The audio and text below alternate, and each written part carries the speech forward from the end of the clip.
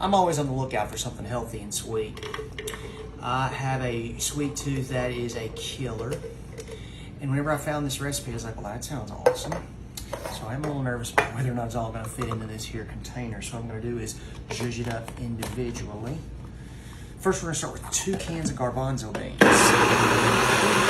I love this blender because it is super, super powerful. You usually put up stuff like a garbanzo bean and you know it's on black. Nice. Now I'm gonna add a 1.5 cups of peanut butter. This is the all natural kind. And it's a lot, okay? Just so we're ready. Because it's the natural kind, it's got a whole lot of grease and oil and stuff. So just gonna mash that right down in. Yes, please. That's a 1.5 cups. It asks for 320 grams, but I'm American. I don't know what the heck a gram means. So I put it in the almighty Google and it came up with a 1.5 cups. So all right then, so that's what we got. 1.5 cups, we got that going. And then last but not least, I've got 1/2 cup of real maple syrup because we want to make sure it's good and sweet, but it's also using that natural sweetener and not that granulated processed sugar jazz. All right, put the lid on. Ah, there we go. Now that ought to be enough liquid in there.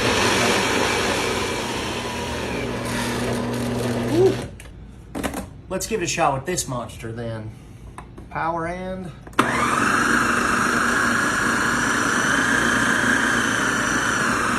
I was trying to do the job with too small a tool.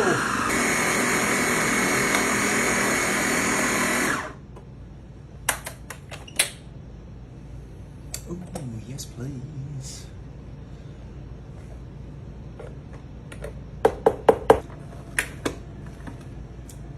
All right, now that we finally got our batter ready, let's go ahead and spray this pan with some PAM.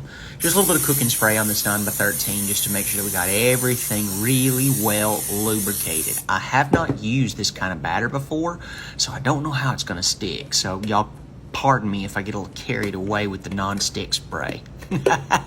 So now you're just going to get all of that batter out of the blender. Now that I've finally got the right tool for the job, just put it down in here and spread it just as evenly as you can.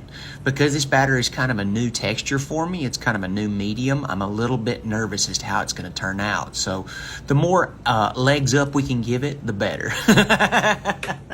We've already got the oven at 400. After about half an hour, this is what we got. Now, it's a little on the soft side, so be kind of careful with it. We're going to sprinkle the top with some toffee chips.